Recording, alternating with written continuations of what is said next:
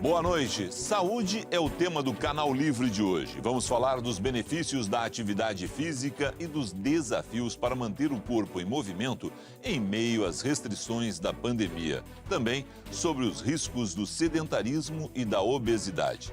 Neste primeiro bloco, nosso convidado é o médico do HCOR, Nabil Goraieb, doutor em cardiologia pela Faculdade de Medicina da USP e chefe de cardioesporte do Instituto Dante Pazanese. Participam comigo desta entrevista os jornalistas Fernando Mitri e Olívia Freitas. Doutor Nabil, boa noite, seja muito bem-vindo. Muito obrigado. O brasileiro está cuidando bem do coração em tempos de Covid-19? Infelizmente, não. O que a gente tem visto hoje nos atendimentos de pronto-socorro é até interessante isso. Antes você ia ao pronto-socorro, o paciente ia passando mal, ele era atendido e ia embora para casa.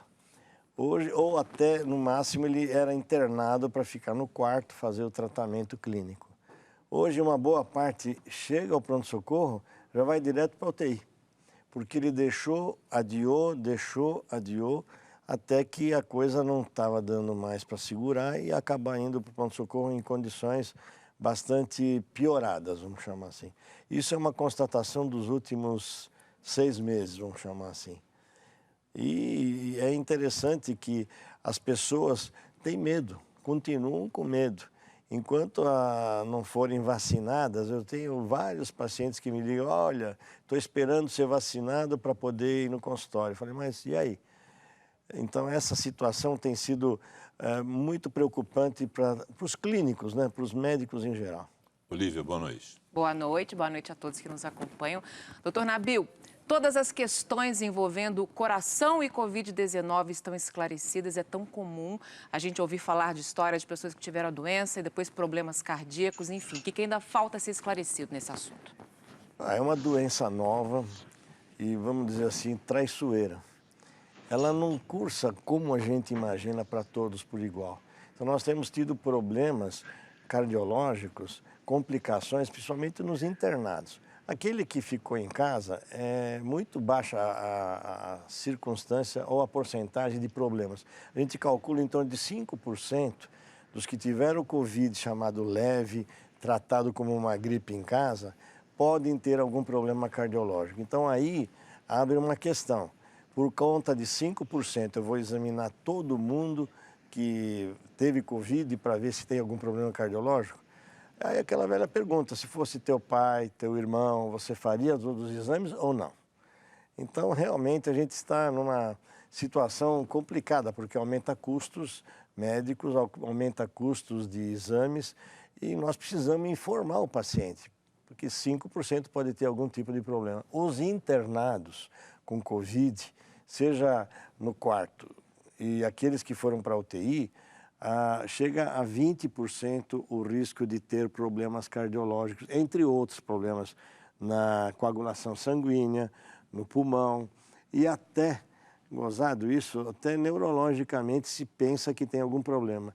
E uma coisa que chamou a atenção dos pacientes é interessante, uma paciente falou, doutor, eu não consigo levantar a xícara de café quando ela curou o Covid. Então, a força muscular caiu muito. Então, a gente sabe que existe uma circunstância chamada sarcopenia, que é o músculo murchou, perdeu a força. E é uma coisa que não é tão rara assim mais no pós-Covid. Fernando Mitri, boa noite, Mitri. Boa noite. Doutor Nabil, boa noite. Eu queria falar sobre o coração, quer dizer, perguntar sobre o coração e a atividade física em casa, em tempos de pandemia. A atividade física em casa é um tema que está aí na ordem do dia por razões óbvias.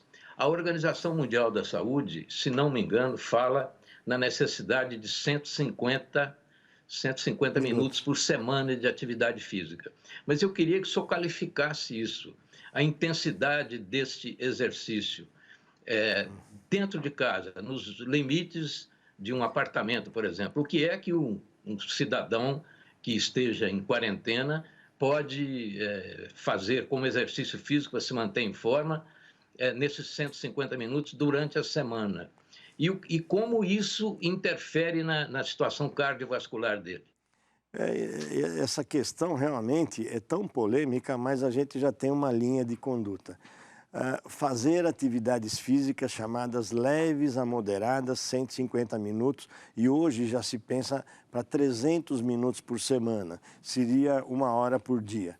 E que tipo? Se tiver em casa, você não pode descer para a academia, ou você pode descer para a academia. Se você não pode descer para a academia, então você tem que fazer em casa. E dentro de casa, a primeira coisa que a gente sugere é fazer caminhada em casa. Primeiro, não andar de chinelo nem de meia. Parece uma bobagem isso, mas é problema, é acidente. Então, põe o tênis, se vista como se fosse fazer uma atividade física e caminhe dentro de casa ou dentro do seu condomínio. Caminhar com tênis. 30 minutos a 1 hora por dia já é suficiente para melhorar as condições. Agora, não é só esse exercício de caminhar, tem que fazer fortalecimento muscular. Eu acabei comprando aquele elástico, acabei comprando uma roda que é de metal para a gente fazer na perna, comprimir ela com a perna, para fazer em casa, como se fosse um pilates. É pouco, mas é melhor do que nada. O que nós estamos tendo é que as pessoas que estavam controladas, a partir de fevereiro, março para cá, foram abandonando a atividade física por várias questões. E se pensar bem, o ser humano gosta de preguiça. Então você imagina, você está em casa, você não tira o pijama, isso é outro erro. Tem que pôr uma roupa. Você acordou de manhã, finge que você está indo trabalhar. Tira o pijama. Ficou de pijama, é pior do que aposentado que não faz nada. Então tem que fazer as atividades de caminhada. E uma sugestão, quem tiver, por exemplo, um sofá na sala, liga a música, escuta a sua música e fica dando volta no sofá. Parece uma coisa louca, mas vários pacientes que eu falei para fazer isso quase que assim, folcloricamente, falam, olha, até que estou me dando bem, estou andando na sala e ouvindo uma música. Eu botei lá as músicas. Mais ou menos seria esse um quadro para a gente poder orientar o paciente. Agora, se você quer fazer exercícios como um profissional de educação física, cuidado, porque na internet o que existe de fake é uma coisa louca. A gente já não sabe mais o que é certo e o que não é certo. Falam mal de um, falam mal de outro, entregam isso, entregam aquilo. Então, cuidado, procure um profissional que esteja registrado e que o que ele está te orientando a fazer, isso é uma coisa que eu sempre lembro para os pacientes.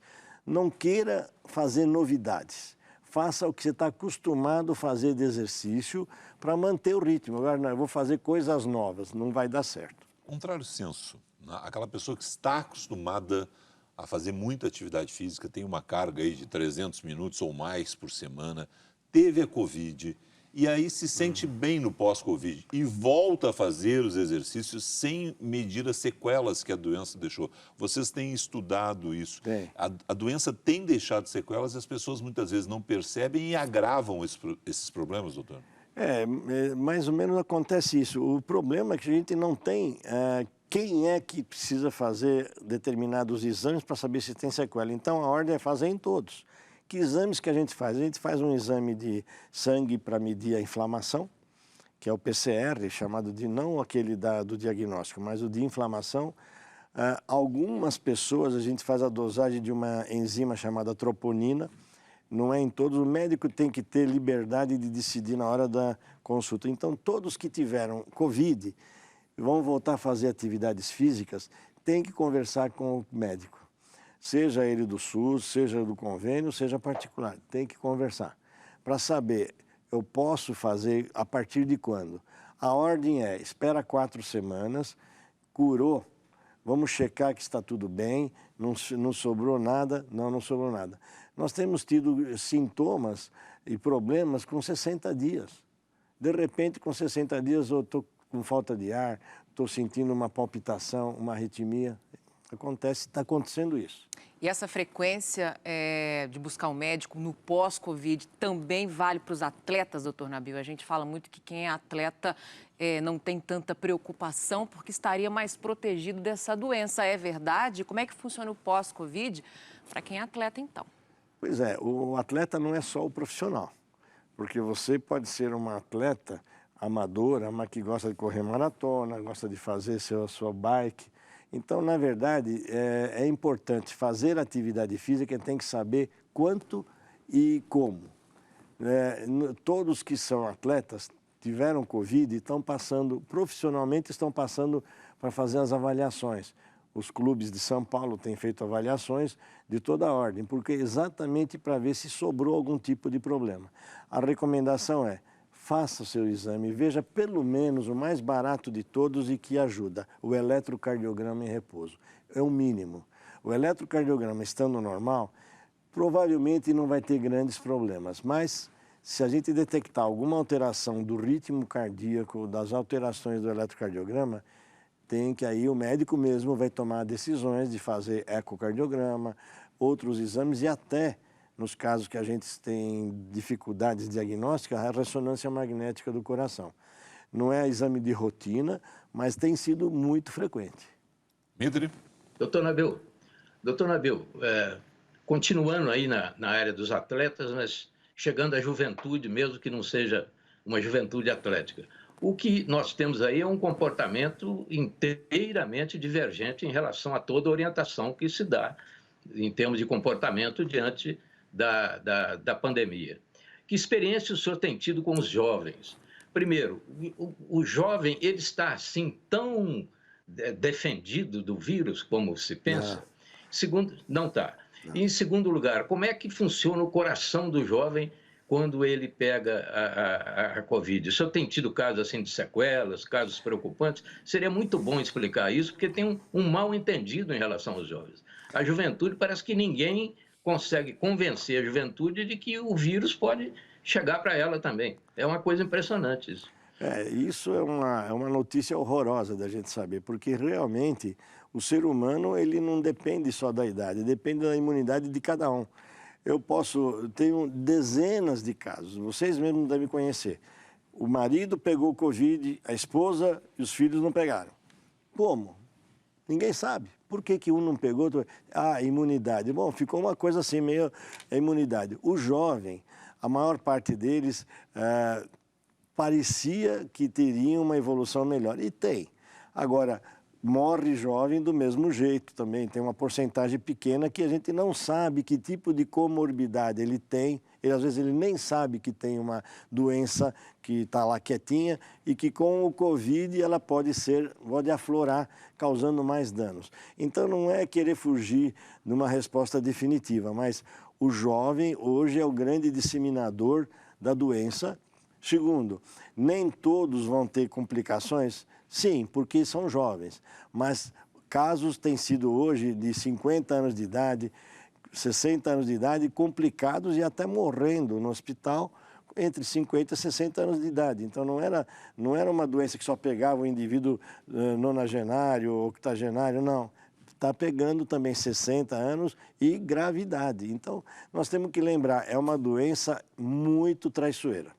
Eu acho que é o principal. Tem que levar a sério. Para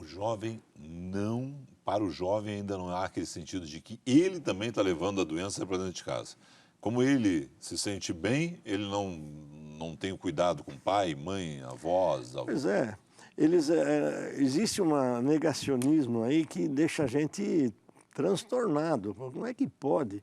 O que a gente viu no Ano Novo, no Natal, Ano Novo, no Carnaval, vai ser, daqui a pouco chega a Páscoa, vai ser outro problema.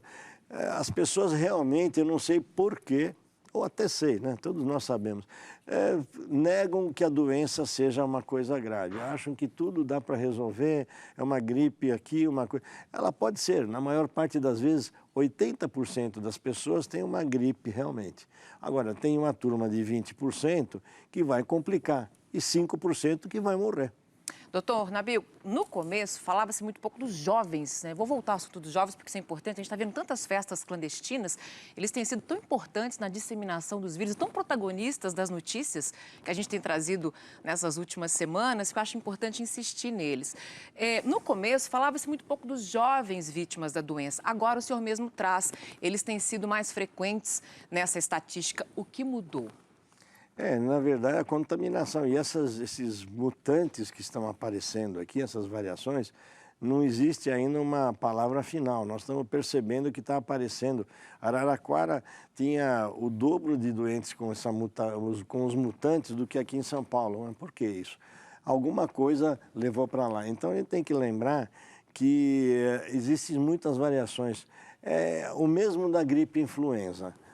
Nós temos... a influenza sempre foi uma doença considerada fácil de resolver tomando a vacina da gripe. Só que todo mês morre gente idoso de influenza, porque não tomou uma vacina e acabou tendo a influenza e uma pneumonia em cima acabou matando o velhinho. Então, realmente, nós estamos frente a uma virose que é desconhecida, ainda ela está aparecendo. O Mitri me perguntou do coração. As células do vírus agridem o miócito, que é a célula do músculo cardíaco. E isso, em algumas pessoas, ela fica marcada com uma cicatriz. Em outras, passa e acaba. Por que um ficou com uma cicatriz e o outro não? É aquela tal da resposta geral, é a imunidade, é a alergia, pode ser, mas que existe essa dificuldade, a lesão do músculo cardíaco pelo Covid, ela não é zero.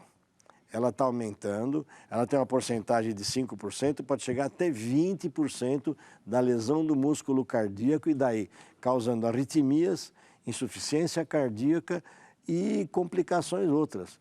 E não a gente sabe que as viroses fazem isso. Agora, esse vírus, ele é diferente no sentido do jeito que ele age. Ele não está deixando muita facilidade para os pesquisadores entenderem o caminho que ele leva.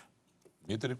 Doutor Nabil, pelo que eu entendi, o vírus ele ataca indiscriminadamente, mas cada reação é individual também, é pessoal, não tem uma reação padrão.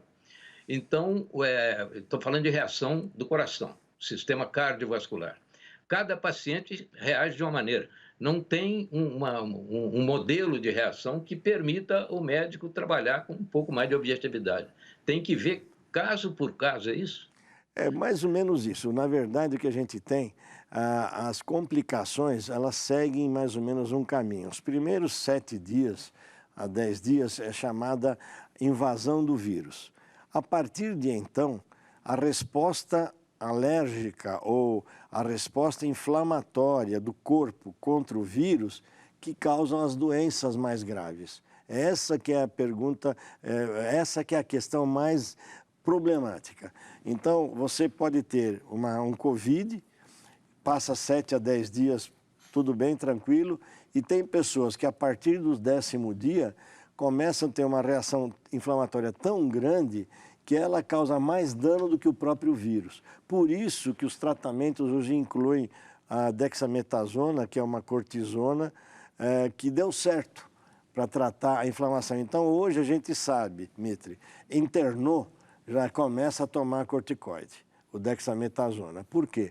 Porque a reação inflamatória pode ser pior do que a agressão do próprio vírus. Então, isso que chama atenção. E aí nós temos que dar anticoagulante, e não é qualquer anticoagulante, nós temos que usar o injetável, que é o mais comum que existe no SUS, a heparina.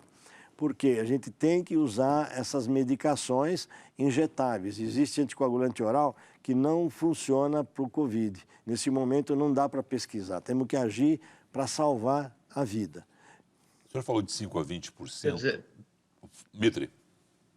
Não, de qualquer jeito podemos dizer que o tratamento evoluiu. Quer dizer, hoje a medicina conhece muito mais do que conhecia há 10 meses. Podemos dizer que um paciente que seja internado hoje com Covid tem muito mais chances de se sair bem do que aquele que tinha sido internado há 10 meses? Quer dizer, hoje a medicina já convive com uma certa, não digo garantia, mas com uma certa funcionalidade no tratamento, com menos incertezas. É possível dizer isso? Evoluiu o tratamento e tem resultado objetivo em relação a isso? Com certeza isso que está acontecendo. A gente vê os pacientes no Dante Pazanese e no HCOR, que é um hospital privado, a quantidade do problema em março do ano passado, hoje, quem morreu em março do ano passado, lamentavelmente, hoje poderia ter sido salvo. Provavelmente sim, porque a intervenção dos médicos de uma UTI Covid, como a gente tem lá no HCOR, ela mudou. Já se percebe quando a coisa vai determinado caminho, então já se usa a terapêutica mais eficiente possível desde o início. E isso mudou realmente o perfil.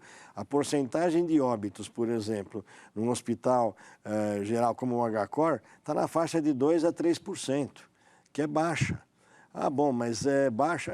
Mas se for familiar, você não se conforma. Mas, na verdade, existe isso. Nós estamos conseguindo. A equipe de infectologia e da UTI, eles estão fazendo milagres. Eu fico, assim, bastante satisfeito como médico de ver colegas cuidando com vamos dizer assim, com uma segurança que a gente não tinha em março, abril do ano passado. Doutor, o senhor tratou sedentários, amadores e também profissionais, 2 grandes grupos, São Paulo e Corinthians, São Paulo Futebol Clube e o Corinthians no futebol, outros atletas de outras modalidades, outros atletas de outros clubes. A diferença no pós-tratamento da Covid é muito diferente nesses atletas de alto nível, nos amadores e nos sedentários? Olha, nenhum deles teve problemas graves de internação. Praticamente todos foram, um ou outro. Nós tivemos, acho que, informação, ouvimos 2 ou 3 casos. A maior parte deles foram tratados clinicamente em casa ou com as medicações habituais de antigripais e analgésico, essas coisas, e daí eles retornaram. E estão retornando. A gente tem orientado, tem conversado com os clubes do Brasil, a própria CBF, nós fizemos uma webinar com eles, a volta, ela tem que ser pelo menos avaliada. Agora é interessante que não adianta fazer tantos exames, o número de jogadores que foram contaminados, porque eles saem por aí, eles são jovens. Então eles saem, vão para cá, vão para lá, para festa, e aí não adianta. Então existe uma contaminação que é de todo o indivíduo jovem. Eu não sei como vão conseguir fechar. Eu fico vendo no noticiário da Band, do Band Esporte, eu fico impressionado como tem gente numa tranquilidade, parecendo que nós estamos assim nas Ilhas Seychelles tomando o ar, tomando... É impressionante, ninguém liga. Doutor Nabil, sobre atividade física, uma dúvida que eu tenho. Sobre caminhada ao ar livre. As pessoas se exercitam ao ar livre, muitas vezes sem máscara, pegando gancho no que o senhor está falando, que as pessoas às vezes se esquecem um pouco do momento em que estão vivendo, reclamando muitas vezes que a máscara atrapalha a performance e tudo mais. Primeiro, atrapalha, e segundo, a que risco elas estão submetidas quando decidem tirar as máscaras para caminhar ao ar livre, em fazer corridas, etc. Olha, a informação que a gente recebe dos atletas e dos esportistas com a máscara eu não consegui fazer o teste ergométrico que eu fazia antes. E num levantamento informal, deu para perceber que cai em 20% a capacidade física, mas não é uma capacidade física de não ter força.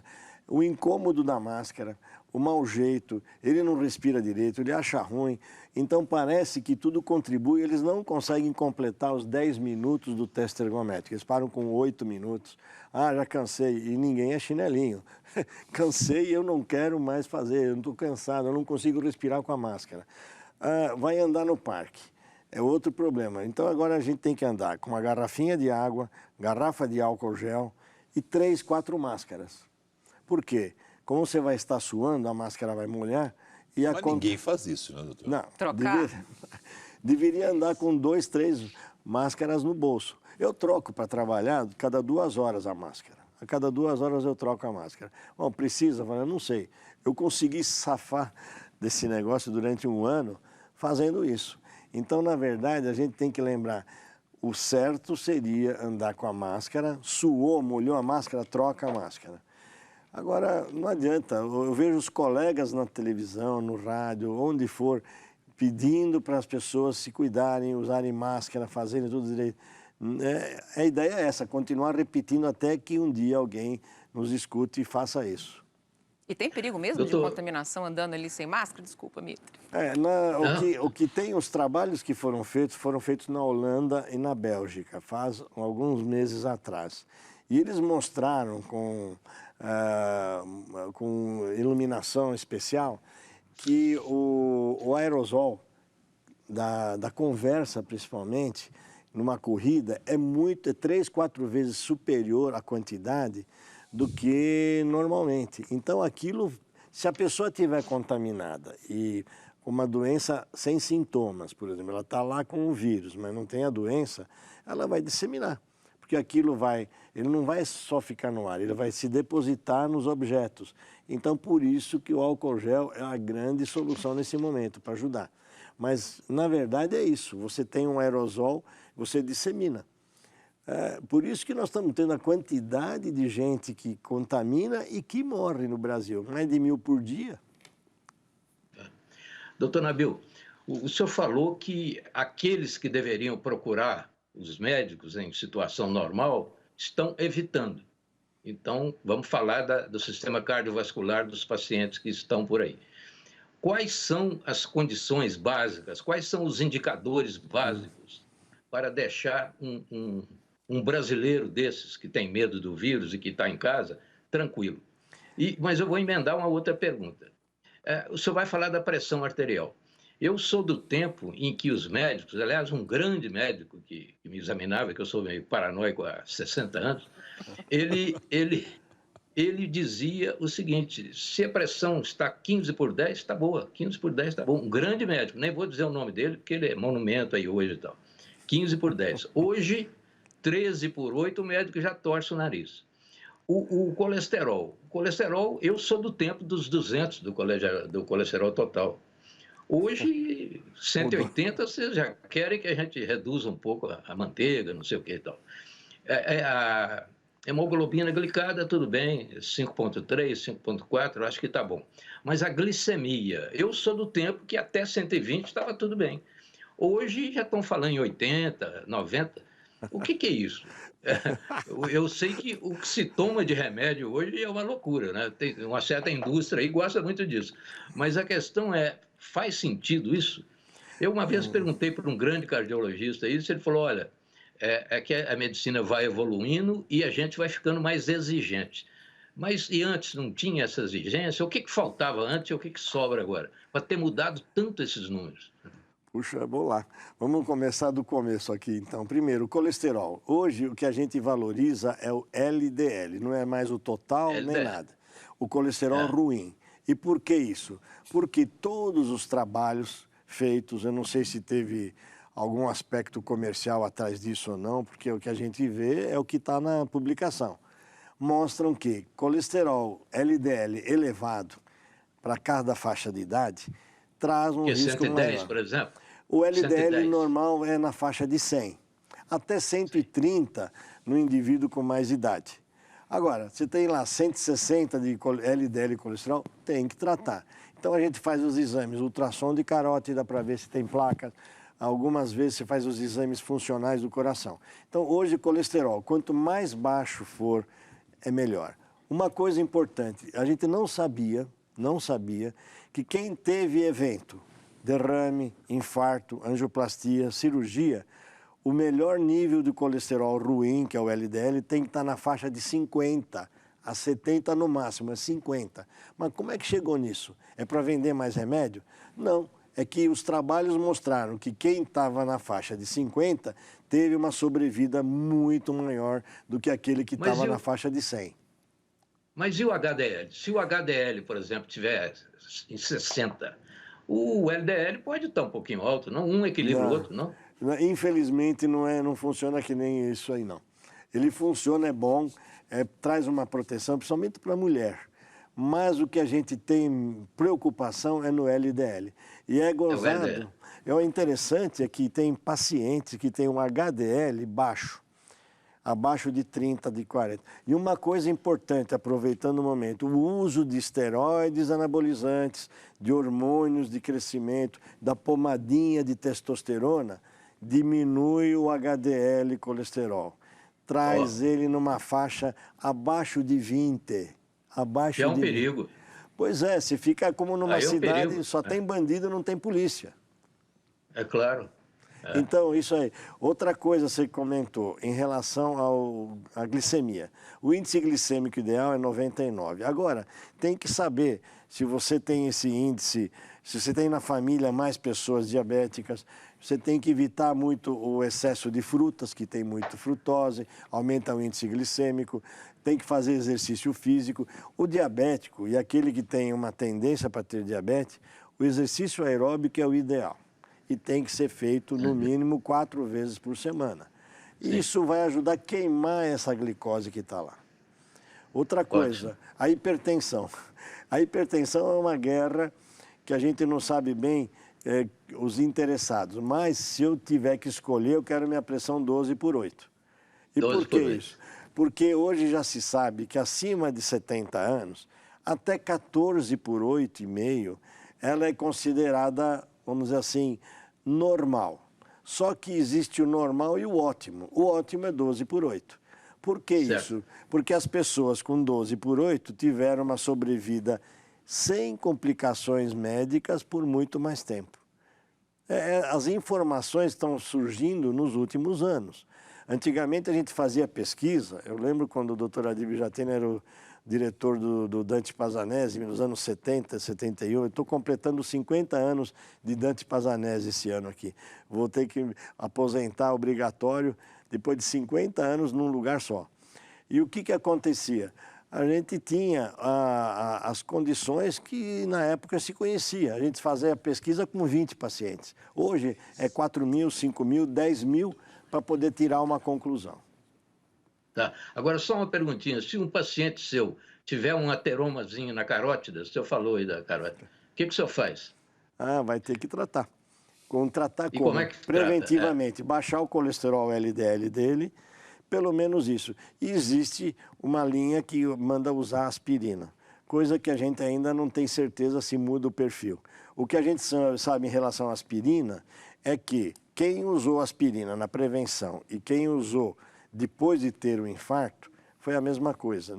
A aspirina antes de ter o infarto, de ter o derrame, não mudou muito a prevenção. Então, a gente não tem muita coisa. Agora, funciona muito, né, Mitri, com o medo. As pessoas começam a ter medo, começam a tomar remédio. Eu lembro que o Salomão Wesper me falava que ele passava na farmácia para ver qual era o lançamento. Qual a novidade, que ele fala, qual é o lançamento que eu quero usar. Então a gente tem que tomar tinha uma certos farmácia cuidados. aí, ele frequentava uma farmácia que ele conhecia, já o dono, ele chegava, como vai, tudo bem? Quais são as novidades hoje da Squib? Lançamento do dia. Bom, a gente está quase chegando no final desse bloco. Vamos recapitular uma situação, então. Questão da Covid, doutor. Ainda tem muito a ser pesquisado na questão da Covid e da atividade física, né? Mas as pessoas que queiram voltar para atividades físicas no pós-Covid, mesmo se sentindo bem, vão aos seus médicos. Tem que passar por exames antes de voltar às atividades físicas, porque a Covid deixa sequelas. Essa é a atual recomendação. E interessante que a Sociedade Brasileira de Cardiologia, pelo seu departamento de exercício chamado DERC, Ergometria, soltou um posicionamento agora no mês está sendo revisto essa semana passada, e que mantemos a mesma informação. Você quer fazer atividade física, passe no seu médico pós-Covid e veja o eletrocardiograma no mínimo. E veja se precisa fazer alguma coisa. Não saia de uma vez sem fazer nada, porque, ok, você vai ter uma chance de baixa de ter problemas, sim, mas se tiver, então é melhor prevenir antes.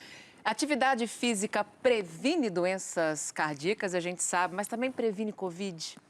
Não previne Covid. Essa conversa aí, vitamina D, em dose alta, e exercício físico não previne nada. O que previne é a imunidade de cada um, que nós não conhecemos.